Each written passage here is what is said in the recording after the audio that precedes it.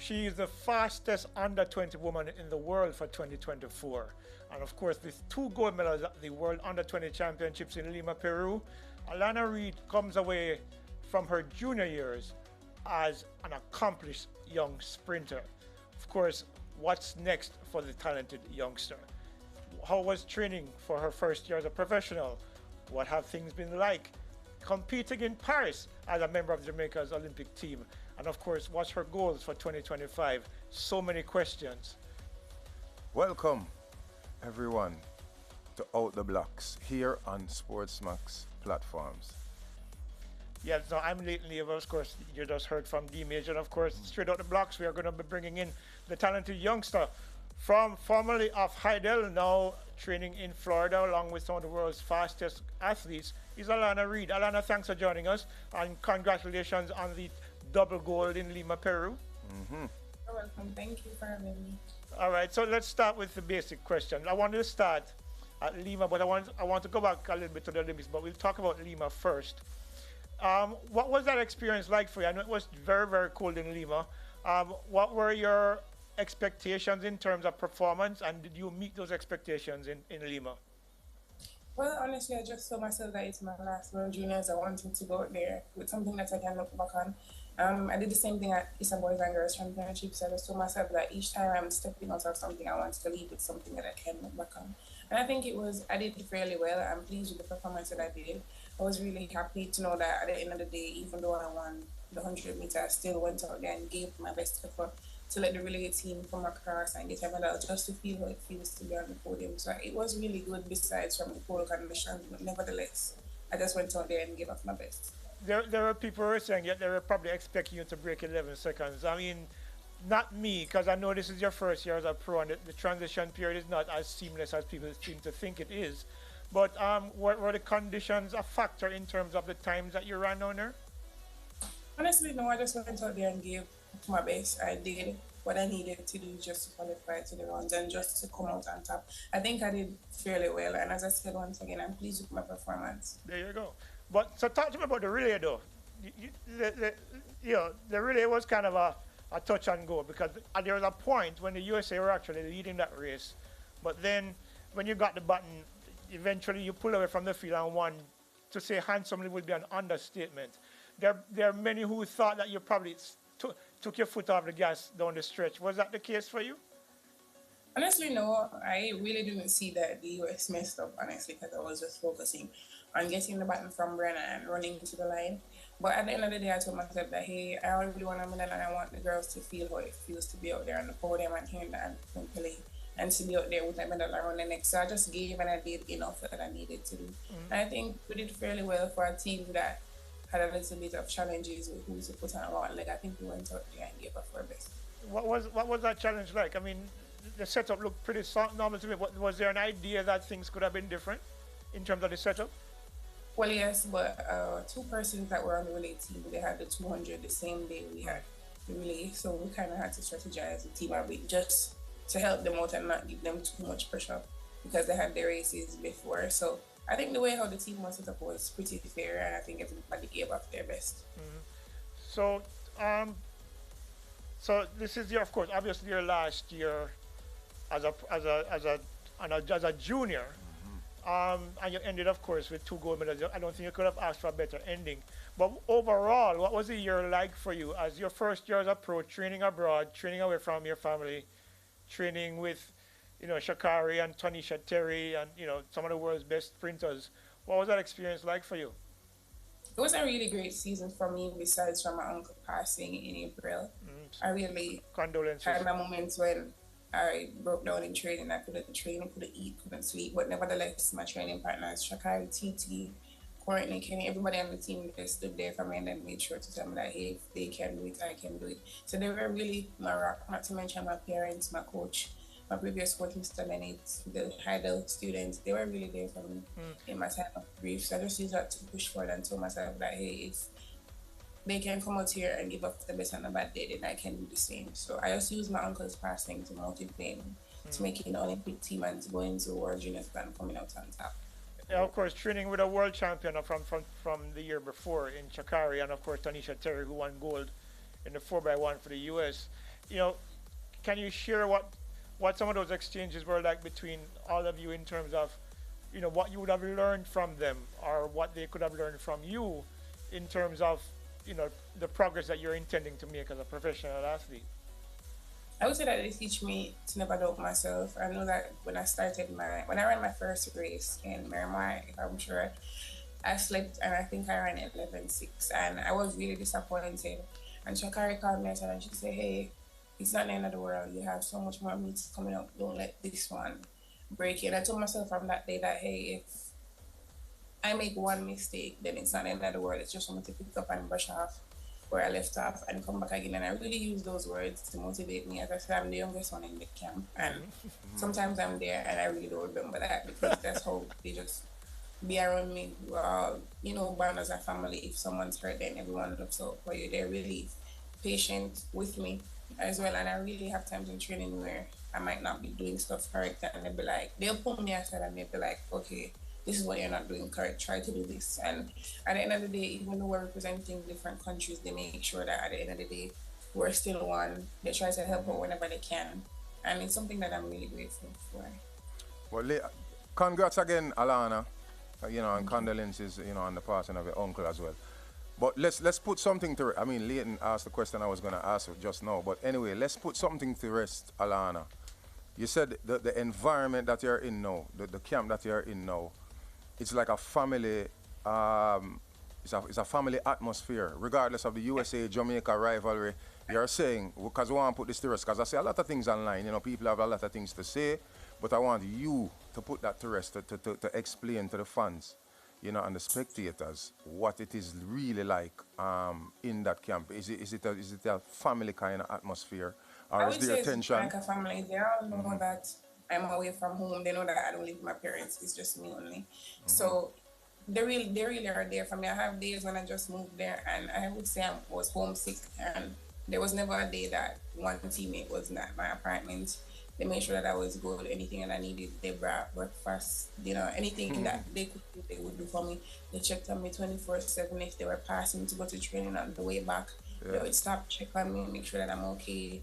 They would reach out to my parents to let them know that, hey, this happened in practice. I know we're carrying her here, and she's good. They really look out for me in every way that they can. And as I said, in training, I might have days when I'm not as good as I know I can be, and they're really there for me to tell me that, hey, Alana, buckle up, and this is what we need to do. Even when it was coming closer to Olympics, they're like, hey, all of us are going and we want you to be there. So just have to make that team. Even before I ran, I can remember TT and Shakari saying to me that, hey, just go there and give it best, because they want to see me in Paris. And when I made the team and they saw me there, it was just fun and joy, and everybody's faces to know that the entire team basically was in Paris. Even though we're representing different countries, we were still there as one.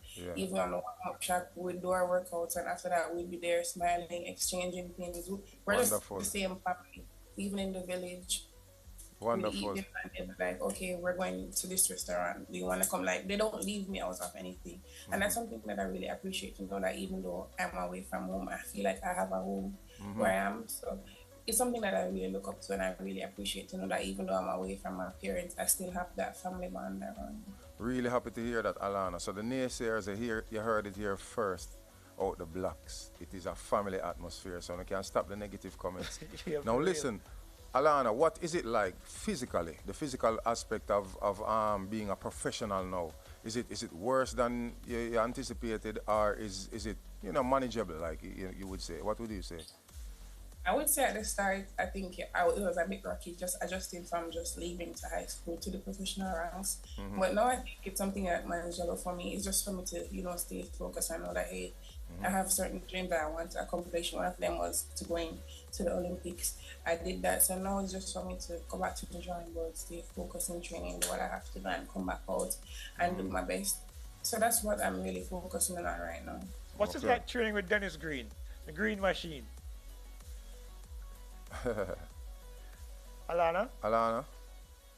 Yeah, I'm hearing you. Okay, what is it like training with Dennis Green, the Green Machine?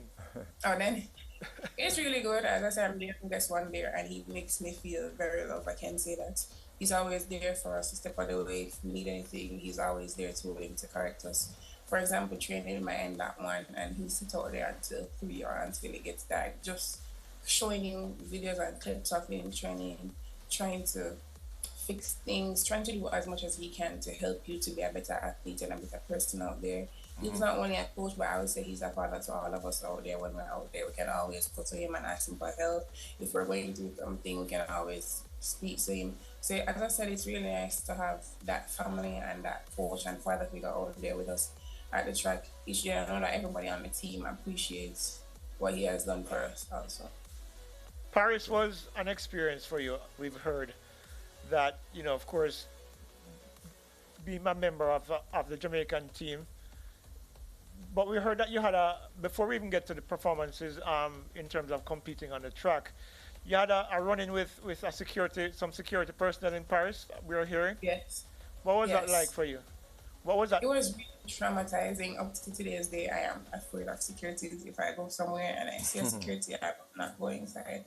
It has traumatized me so bad, but I'm still trying to get over it because everything just happened so fast and I did not understand anything they were saying to me. I just know that one had a baton in his hand and the next one was shouting and they were just speaking and I'm like, what's wrong? Like, what's going on? Because I was not the only person going into the bus or crossing the road to go into the bus.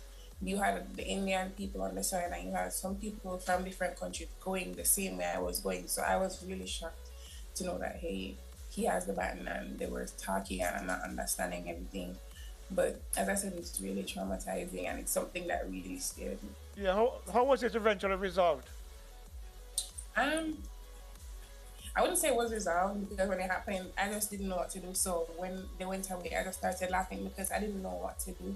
But I had one and two persons of the team were there and they were like, are you okay, whatever, whatever. But at the end of the time, I was still laughing myself because I just didn't come to the realization of what had happened. But being there in the village and knowing that I had to pass that same route every day to go on the bus or to walk to the track, it really scared me to the point where you had to pass there to go to the dinner area. And I just stopped eating dinner from there because I was really scared to keep walking past that same route, not knowing I could buck up on the same security guards again. So I completely stopped eating from there. I found somewhere else to eat. It was just a mess for me, but I think it's something that I just have to work my way to get out of. Yeah, I hear the food was terrible. Yes. Alana, a lot of the fans want to know, Alana, why, you know, what went in, what spurred the decision to train in the US as opposed to training in Jamaica? I would say I wanted to feel how it would feel being away from home, being away from my family, trying to adjust. When I was at Highland, I was on the dorm, I wasn't really around my family like that. I was kind of on the dorm 24/7. My mom would come on the weekends to deliver like my snacks and stuff for the week and uniform, etc. So I was really away from home, but I wanted to feel how it would feel to be away from home. Yeah. It's still, you know, my mom comes there quite often and my dad, but I just wanted to be in a different environment, in a different space. I think I'd be more focused that way.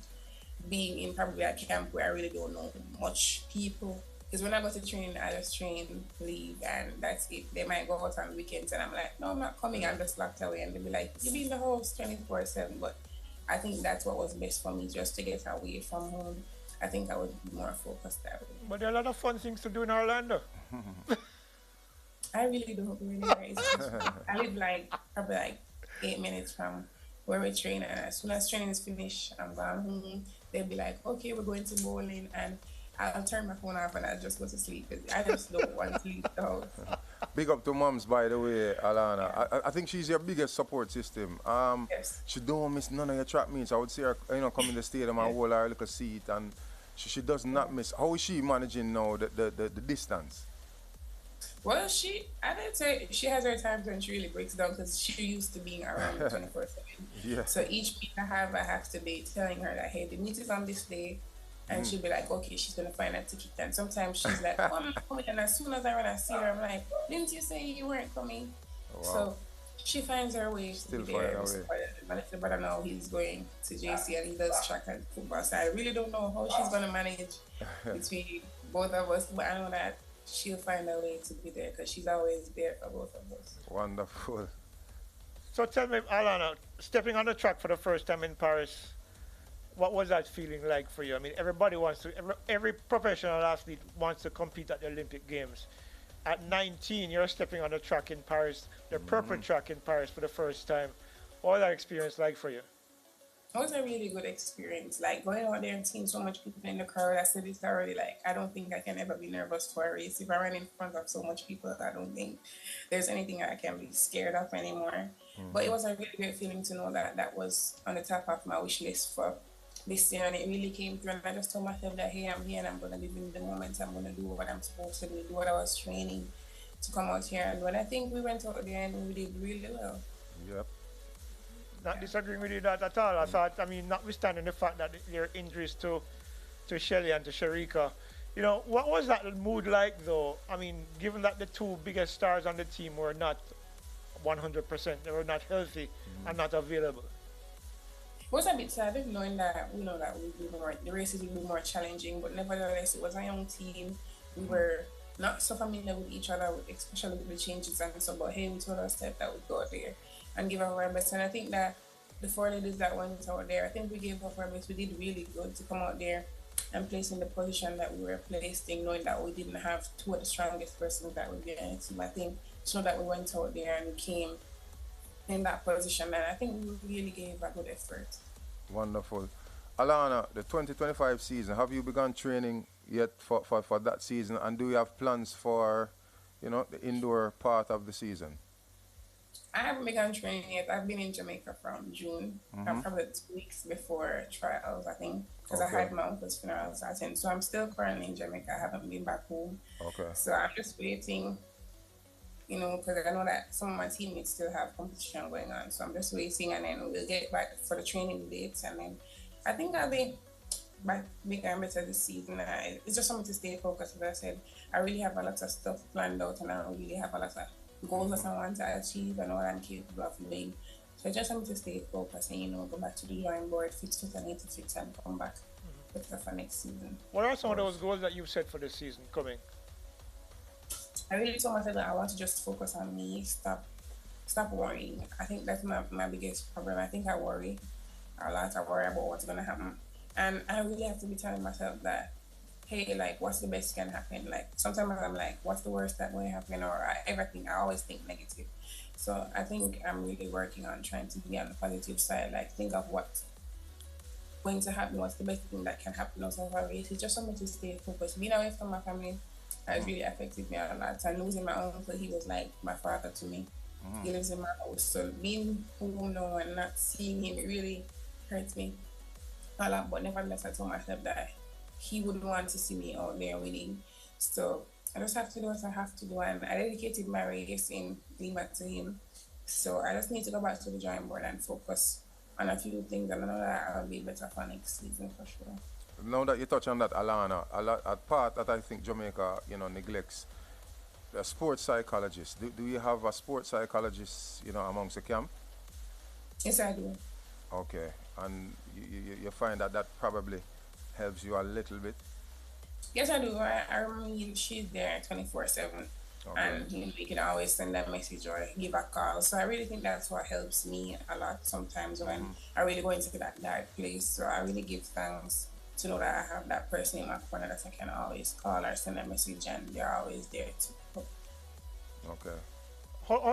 Can you shed some more detail as to how, because look, you know, like everybody else, that in Jamaica we have a tendency to believe that the minute you start to see a sports psychologist, it means that, yeah, something is wrong with you. But dispel that rumor for me. Explain to me how a sports psychologist helps you to be the athlete that you want to be, the individual that you want to be. I would say based off like social media, you really have a few persons out there, like they'll have a specific day, they're like, oh, if this person's not winning, then they're not good enough. And I think that we as athletes, we really give up our best. Some of us go out there every morning before you guys even wake up, and we're out there training and we're putting in the work. And we might have bad days, yes, but at the end of the day, there's light at the end of the tunnel. And sometimes things don't go as planned, but we're working towards it and we're doing enough to make sure that, hey, we can pick up from where we left off. And I think social media really plays a big part in how us as athletes feel, because sometimes we really have bad days and the performances are not good as you guys would want it to be. And you know, we have hate comments, people bashing. And I think that's what really breaks some of us as athletes. And I think that's why certain athletes really stop doing the sport.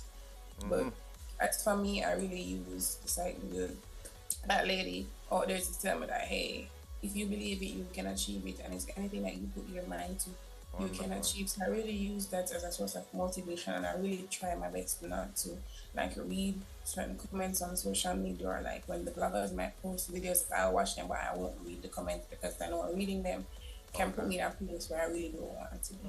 That's what I was going to ask you, Alana. How do you deal with, because the Jamaican fans are very, very venomous, very toxic at times.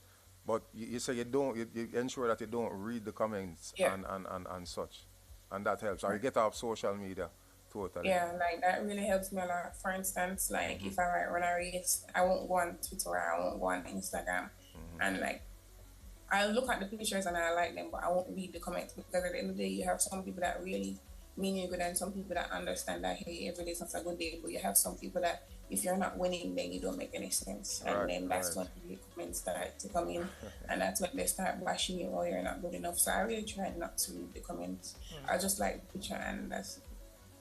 Okay. Is there locally a athlete that, I mean, you say you have a good camp, a good support system, but is there an athlete locally that, gives you, probably a veteran athlete, that gives you sound advice at times?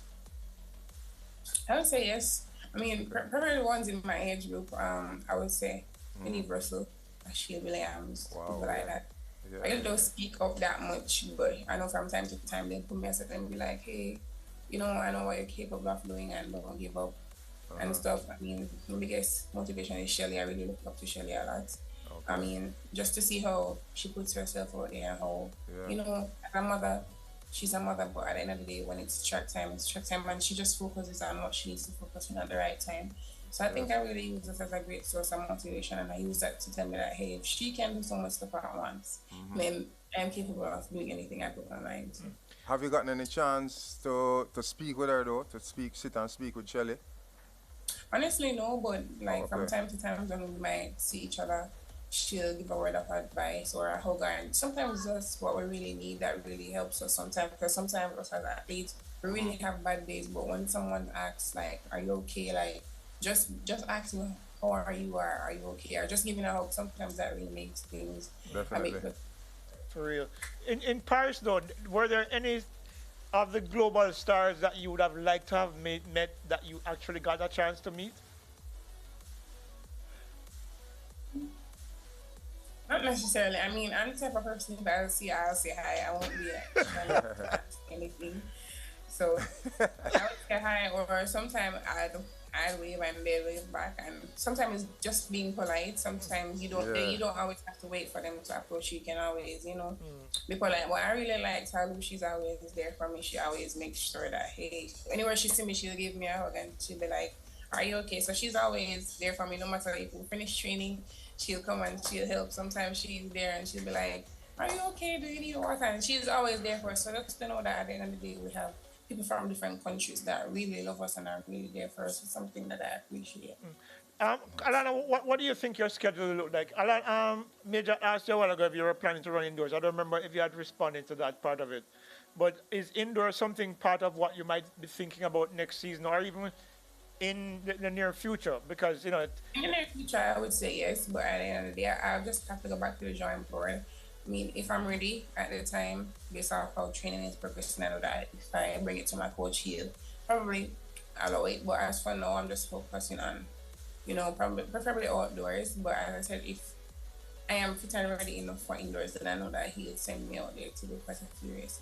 So, Alana, in regards to meets, you have a say. You can, suggest to your coach and based on how you're feeling, and he will... Well, yes, both my coach and my agents. I mean, my agents play a big role in that. I mean, my coach communicates with them also. So if there's a specific meet coming up, and my coach is like, hey, I think she's ready for this race, then he'll reach out to my agent, and my agent will reach out to me. even though my coach will reach out and say, I think she's ready, my agent will still ask me, do you think you're ready to go to this race, or do you comfortable running in this race? And if I say no, then he will, be okay with how I feel, to know that, all right, when it's time for me to go, I will go. But at the end of the day, I'm always ready to run. I mean, it's something that I love doing. So each time I get the opportunity to go out there, I'll go out there and give up my best. Your agents are Jamaican and former athletes. Yes. Big them up for me now. Talk to me about how great they have been for you. They've been really good. I mean, Dwight and Sekou are like my second and third brother. They're really different. They're really, really supportive. I mean, any meet that I have, they make sure that they're there. If not one, it's the other. Sometimes I'm at the track and they'll just pop up out of nowhere. I mean, I think Dwight and Sekou has about I think they have like three of us at the track, the same group. And I mean, they're really, really supportive. They make sure that we're okay, eat right, sleep right. They try to give off their best. As I said, they're really like a father, teaching every one of us. And it's really something that I really appreciate. They're not just playing their agent role, but at the end of the day, they make sure that we're always okay. And, if we need anything, we can always call on them. All right, well, Alana, we want to thank you for your time with us, and of course, want to wish you the very best for 2025. Looking forward to for you to remaining healthy during the course of the season and hit new benchmarks, and of course, obviously make the team to Tokyo at the World Championships come next September. So we're looking forward to seeing more from you, and of course, thanks again for joining us. Thank you. Yes, all the best, Alana. All the best. Thank you again. Yeah, yeah, man, good girl. Wonderful.